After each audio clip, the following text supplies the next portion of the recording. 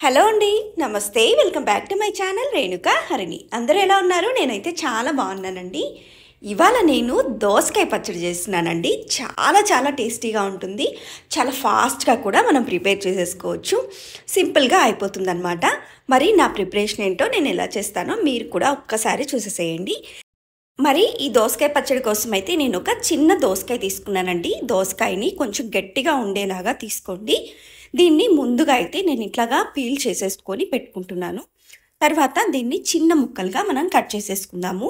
చూడండి, ఇందులో మనకి గింజలు ఉంటాయి కదా, కొంతమంది అవి ఇష్టంగా వేసుకుంటారనమాట పచ్చళ్ళు. నేనైతే ఈ గింజల్ని తీసేస్తున్నానండి, నేను వేయట్లేదు. ఇష్టం ఉన్న వాళ్ళు, కావాలి అనుకున్న వాళ్ళు మీరు కావాలంటే వేసుకోవచ్చు. వీటిని అయితే చిన్న ముక్కలుగా ఇట్లా కట్ చేసి పెట్టేసుకుంటున్నాను. ఈ దోసకాయ పచ్చడికి దోసకాయ ముక్కలు కొంచెం గట్టిగా ఉంటే బాగుంటాయండి. అలాగే ఇవి ఒక్కసారి చేదు ఉందా లేదా అని కూడా చెక్ చేసుకోండి. కొన్ని చిన్న దోసకాయలు కాస్త చేదుగా ఉంటాయి, కాబట్టి ఒక్కసారి చెక్ చేసి తీసుకోండి. నేను ఇలా అన్ని ముక్కలుగా కట్ చేసేసుకున్నాను. అలాగే గింజలు కూడా తీసి పక్కన పెట్టేసుకున్నానండి. మీరు కావాలంటే గింజలు కూడా యూజ్ చేసుకోండి. నేను కొద్దిగా చింతపండు తీసుకున్నాను, దీన్ని కాస్త నానబెట్టుకుంటున్నాను. కొద్దిగా వాటర్ వేసి పక్కన పెట్టేసుకున్నాను. ఇప్పుడైతే స్టవ్ ఆన్ చేసేసుకొని కడాయి పెట్టుకొని అందులో కాస్త ఆయిల్ వేసుకొని అందులో ఒక 2 స్పూన్ల వరకు వేరుశెనగపప్పు వేసుకున్నానండి. వీటిని కాస్త వేపేసుకునేసి దీన్ని ఒక ప్లేట్లోకి కన్వర్ట్ చేసేసుకోవాలి. తర్వాత ఇదే ఆయిల్లో ఒక 10 ఎండుమిర్చి వేసుకుంటున్నాను. ఈ ఎండుమిర్చి కాస్త ఉబ్బినట్టు వేగాక ఇందులో 1 టీ స్పూన్ వరకు ధనియాలు, ఒక హాఫ్ టీ స్పూన్ వరకు జీలకర్ర వేసుకునేసి వీటిని కూడా ఫ్రై చేసుకోవాలి. వీటిని కాస్త చల్లారనిచ్చి మనం మిక్సీకి వేసేసుకోవడమే అండి. మీరు కావాలంటే రోట్లో కూడా చేసుకోవచ్చు. నా దగ్గర రోల్ అవైలబుల్గా లేదు, సో నేను మిక్సీలో వేసుకుంటున్నాను. ఇట్లా ముందుగా మనం వేయించి పెట్టుకున్న వేరుశెనగ పప్పును కూడా వేసి ఆ తర్వాత ఈ ఎండుమిర్చి, ధనియాలు, జీలకర్ర కూడా వేసేసుకునేసి అలాగే ఇందులో మన రుచికి తగ్గట్లుగా సాల్ట్ కూడా యాడ్ చేసేసుకునేసి మనం ముందుగా నానబెట్టి పెట్టుకున్న చింతపండును కూడా ఇందులో యాడ్ చేసుకుంటున్నాను. వాటర్ వేయకుండా ముందు చింతపండు మాత్రమే వేసుకుంటున్నానండి.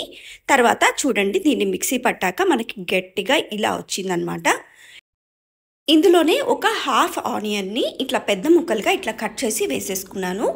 అలాగే మనం ముందుగా కట్ చేసి పెట్టుకున్నాం కదా దోసకాయ ముక్కలు, వాటిని కూడా వేసేసి కొద్దిగా పల్స్ ఇచ్చుకుంటూ మనమైతే గ్రైండ్ చేసుకోవాలండి. అలాగే కొద్దిగా దోసకాయ ముక్కలు మాత్రం నేను తీసి పక్కన పెట్టుకున్నాను. పచ్చడిలో కొద్దిగా కలుపుకుంటే మనకి రోటి పచ్చడి ఫీలింగ్తో బాగా వస్తుందన్నమాట. చూడండి, మనకి మిక్సీ వేశాక ఇలా వచ్చింది. మనకి దోసకాయలో నుంచి కొద్దిగా తేమ వస్తుందండి, అందువల్ల మనం వాటర్ అస్సలు వేయాల్సిన అవసరం లేదు. ఈ దోసకాయల ముక్కల్ని కూడా ఒక్కసారి అట్లా వేసేసి జస్ట్ అట్లా పల్స్ ఇచ్చి వదిలేసానండి. మనకి అక్కడక్కడ ముక్కలుగా చూడండి మంచిగా ఎంత బాగా వచ్చిందో దోసకాయ పచ్చడి. ఈ దోసకాయ పచ్చడి మిక్సీ పట్టేటప్పుడు మీరు కావాలంటే చింతపండు నానబెట్టిన నీళ్ళు ఉన్నాయి కదండి, అవి యూజ్ చేసుకుంటూ కూడా మీరు వేసుకోవచ్చు. ఇప్పుడైతే నేను పోపు పెట్టేస్తున్నాను. సేమ్ అదే కడాయిలో కాస్త ఆయిల్ యాడ్ చేసేసుకునేసి పోపు గింజలన్నీ వేసేసుకుంటున్నాను.